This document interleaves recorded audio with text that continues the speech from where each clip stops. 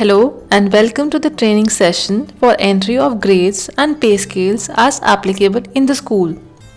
The grades or pay scales that we would create would be added to the employee's official details screen. The benefit of this step is that on adding the grade to an employee, the pay heads or the earnings or deductions as made applicable in the grade automatically gets applicable to the employee for his salary processing. So, let us see the steps to define the grades as per the school in MSTAR. Click on the button MSTAR and select the module HRMS from the module list. Click on the button Business Rules and select the screen grade rule from the list of screens. The screen opens and it is showing us a grid where we can see all the pay heads, that is, the earnings and deductions that we have saved in our payroll screen. Let us understand and enter the values in fields in the screen. Enter grade code. This is a unique code that can be given to a pay scale or a grade. For example, G1, or we can enter grade code as PB01. The maximum characters that can be entered in this field is 15 and both numbers and text can be entered. The field slab can be left blank as it is no more applicable in the current government pay scale structure. Enter the grade description. This would be the name of the grade by which you want to identify it. This grade description will display in the employee official screen for you to link it to the employee. So, the grade description should be made in such a way that you are able to identify the grade. In the next field, basic from, we enter the starting basic of our pay scale or the grade. For example, in this case, the starting basic would be 9300.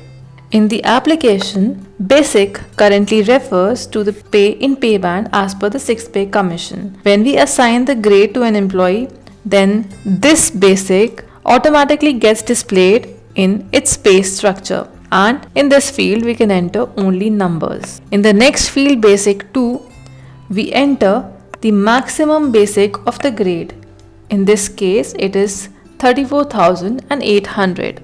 This is for information only and only numbers can be entered. Now if the house rent allowance, that is HRA, is a percentage of basic, then click on the box against the text HRA percent of basic and enter the percentage amount in the box HRA percent value. This would calculate the HRA as a percentage of basic, which in our application is pay in pay band for the employees for whom this grade is associated. If the house rent allowance, that is the HRA, is a fixed amount and not a percentage, then remove this percentage and do not tick on this box and directly enter the amount of HRA. In this case, we are fixing the HRA for this particular grade and to all the employees to which this grade is associated, HRA will calculate as 3000 only. Please note that only if we enable the HRA for any grade, it will get calculated for the employees. So if HRA is applicable in your school, always add it to the grade. Now since as per the 6th pay commission, the HRA amount is a percentage of basic, we will go with the percentage value of HRA and enter its percentage. Example 30. If employee of this grade is allowed to have a leased accommodation, then click on the small box appearing against leased. This is for information only. In the section allowances and deductions, all the earnings and the deduction heads are appearing. These earnings and deduction heads have been defined in the payroll screen. We can enter the value in these pay heads in this grade, and by doing so, the value will get fixed to the grade. So, when the grade will be added to any employee, then these pay heads would get calculated in the employee's salary as per value entered here. Let us see the columns in this grid. The first column is the serial number. The second column is the type. This means whether the pay head is an allowance head or a deduction head. In this grid, the allowances are displayed above the deductions. We cannot enter anything in this field. The next is the serial number for the payheads, and the next column is the description. This is the name of the payhead as defined in the payroll screen. We cannot enter anything in this field. The next column is the amount column.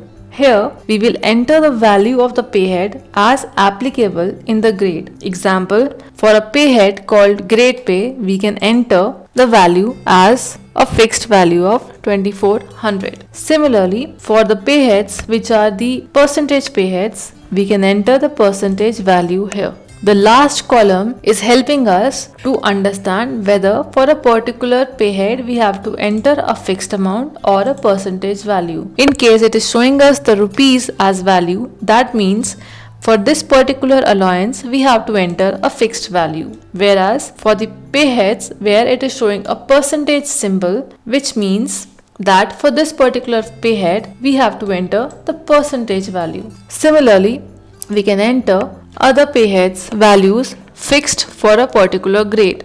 In case the payheads cannot be fixed as per the grade, then we can leave them as blank. For example, for any payhead that is an allowance like miscellaneous allowance, we cannot enter any fixed value as it could be an employee specific amount. Therefore, we can leave this as blank. Once you have entered the values in this grid, click on the Save button. A data saving confirmation message is received and click on OK.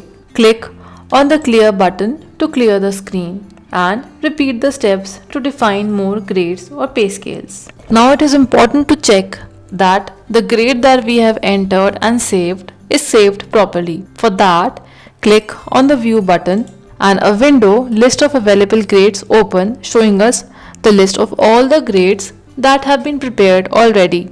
In this, select the grade that we have just made and click on the row. The details of the grade as saved appears on the main screen. Check the details as required. Clear the screen and repeat the steps to define more grades or pay scales. The points to remember for the screen are: grade details can be updated except for the grade code. For employees with consolidated payroll, that is no payheads except for the basic pay, only the following needs to be defined: the grade code, grade description. For example, consolidated, we enter basic from, that is the starting basic, and we enter basic 2. All other payheads in this grade, allowances and deductions, can be left blank. Click on the Save button and the consolidated grade is saved. Click on the Clear button to clear the screen. Now we can also view all the grades that we have prepared. For that, we click on the View button and it shows us all the grades that we have prepared. To see the details of a particular grade, click on that grade row and the details appears on the main screen. In case you would want to update anything, then you can update and click on button Save. The data saving confirmation message is received. Click OK and click on Clear button. Again, to check the update that we just made, click on the View button, select the grade and check the updates made. Click on the Clear button to clear the screen. Repeat the steps to update the other grades as required. Thank you for watching this video.